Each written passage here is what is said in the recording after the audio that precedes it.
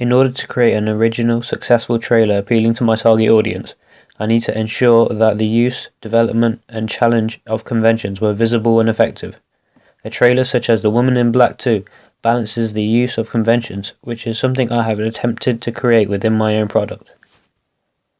I have found that it was also important to make the genre clear throughout my trailer, which can be identified through the somatic and syntactic elements attached to the mise-en-scène and narrative of the film as identified in Altman's theory.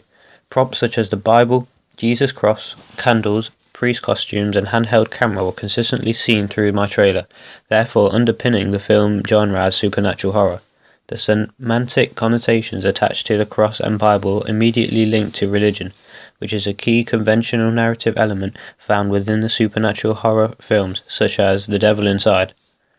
Equally, the semantic and syntactic connotations attached to the priest costume give away themes of the narrative such as exorcisms and rituals, as well as linking strongly to religion. Therefore, I have chosen to use these props as they are common conventions found within the horror genre, as seen in trailers such as The Devil Inside. Todorov's theory is followed by many trailers across the horror genre, as Equilibrium is the first to appear. This helps set the scene of the film by featuring many location shots and the main protagonist. Film trailers within the horror genre also use this equilibrium stage, as seen in trailers such as Paranormal Activity and Scream. This is effective as it also allows the audience to know what is happening as well as relate to the trailer through comparing identities with the main protagonist and relate to the location, which is a use and gratification of media product. For example, comparing their own home to the ones featured in the Insidious trailer. This helps engage the audience and is therefore one of the reasons why I have used this convention within my trailer. The representation of location within the supernatural horror genre features houses and locations of a rich nature, therefore connoting the socio-economic class of protagonists living there, as well off or middle to upper class. Rich locations such as the house featured in the Insidious and Sinister trailer portray this connotation.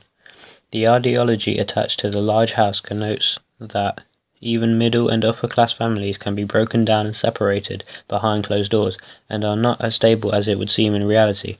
In addition, the ideology of the houses within the horror genre suggests that no one is safe in their own home, therefore creating the inevitable fear factor, as people tend to feel safest when they are in their own home.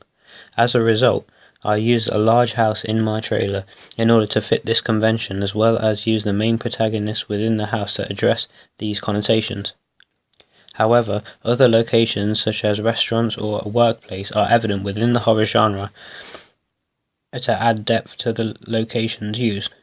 I have chosen to challenge this convention of using other locations outside the house by not using many, as it keeps the haunted house and filmed footage nature of the film realistic.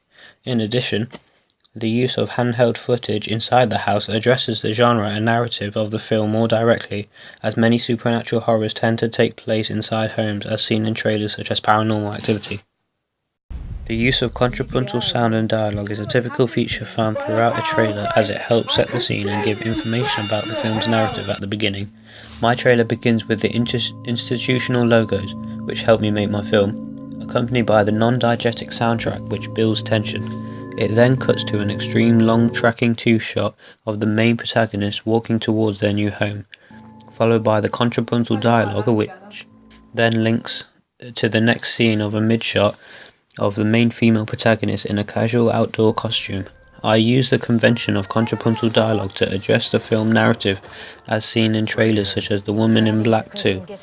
As my trailer progresses, the use of contrapuntal sound becomes more frequent.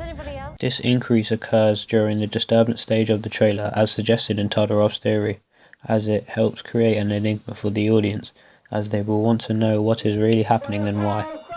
This uses conventions of contrapuntal sound, as it typically increases during the middle and end of a trailer to help create a climax. Therefore, I use this convention to build the tension and suspense within the end of the trailer. The soundtrack throughout the trailer features an unnerving feeling. It begins from the first institutional shot shown and plays through the equilibrium I use conventions of playing a continuous, enigmatic and dark non-diegetic soundtrack to help steadily build the tension and create connotations of an evil presence throughout the equilibrium as seen in the Scream trailer. The use of non-diegetic sound effects are commonly seen throughout the horror trailers as seen in Scream and Insidious. Sound effects such as heartbeats, breathing, and scratching are typical conventions which help build the tension within the trailer and add pace to the montage stage. I use conventions of a heartbeat like sound during the montage of my trailer as it helped raise the tension and increase the pace of the montage. My target audience would then be more drawn into the trailer as the montage shows most shots of the film narrative. Throughout my trailer, the use of props is evident. In addition, religious items and costumes are consistent as well as relative to the horror genre. The use of a priest costume clearly identifies the authority figure in the trailer, as well as creating a positive representation of a priest. This uses conventions of an authority figure as seen in the Devil Inside trailer. This can be seen through the costume and use of props such as the cross and Bible, which displays Altman's theory as the props have a semantic connotation attached to them, as well as the syntactic element of the priest in the trailer identifying the film narrative as a supernatural horror due to the semantic connotations of religion created. The main female protagonist is represented in a negative way due to the performance and cinematography used. Throughout the trailer, the protagonist is shown mostly through a high-angle shot. This high angle creates negative connotations of women being inferior, weak, and vulnerable compared to men, as the camera is always looking down on the main protagonist. This challenges conventions of females being stronger than males, as seen through the role of the final female, as seen in the Scream trailer. In addition, the costume of the main protagonist is consistent throughout the trailer and also reflects the fashion trend in today's society. This uses conventions from the uses and gratification theory of media as it allows the audience to compare identities with two protagonists. The costume used for the main female protagonist also challenges conventions of females being voyeuristic and sexual, as seen in the Scream trailer. Lighting is key within my trailer as it helps create a supernatural presence within the shots taken. The low-key lighting within the montage and disturbance phase of the trailer helps create both a supernatural and realistic atmosphere. Equally, the high-key lighting in the establishing shots of the trailer helps emphasize the equilibrium stage of the trailer, as seen in The Woman in Black 2. The cinematography of most shots used within the trailer uses handheld footage.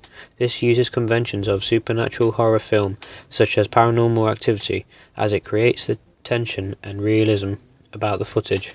Equally, some shots taken were aided by a tripod, which helped with the smoothness of shots such as the turning of a security camera.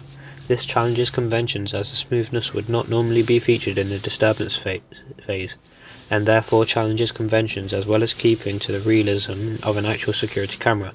In addition, the filters used in post-production for the security camera and handheld footage shots use conventions of cameras in supernatural horror films as seen in Paranormal Activity. These effects help to create a found footage-like nature around the film and therefore uses conventions successfully. The captions featured in my trailer uses conventions found across the horror genre in the trailer such as Insidious. These captions help describe the film narrative further and also break up certain parts to help steadily build the tension up to a climax. This is evident in my trailer during the montage, which features short 2 or fewer second length shots to engage the audience. The montage cuts straight to each shot to keep the intensity and tension high. Furthermore, the montage uses disruption shots only to help create many enigmas as each shot cuts to the next. However, the beginning of the trailer also uses slightly longer length shots which also cut to black to show the changing of time within the trailer. This uses conventions of a montage as featured in most horror trailers such as Insidious, as well as longer establishing shots as seen in the Sinister trailer. In most trailers such as The Woman in Black 2 and Sinister, the institutional shots are always featured at the beginning of the trailer, as well as a green screen, which indicates who the trailer is suitable for. My trailer uses this convention as it shows two well-established horror institutions who make other films such as Sinister and Insidious, therefore potentially attracting the fan base of these films. Overall, I believe that I used many conventions to help keep the film narrative clear, and also challenged some conventions in order to help my film look original and create a unique brand style.